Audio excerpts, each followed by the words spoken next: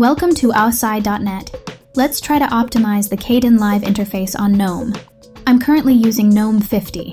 As you can see, the interface has terrible scaling, and the text is too large. The file picker uses KDE's Qt and doesn't display thumbnails.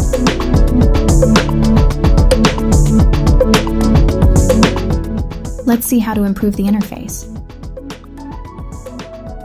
Let's open the file local share applications org kd.kdenlive desktop with a text editor. Let's edit the exec file with the new parameter, which you can find in the video description.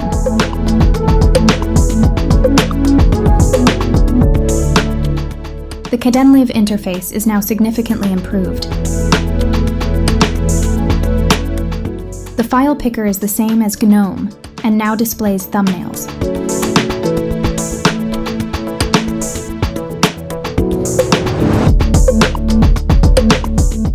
My color scheme is Kvark Dark, and my application style is Quantum Dark.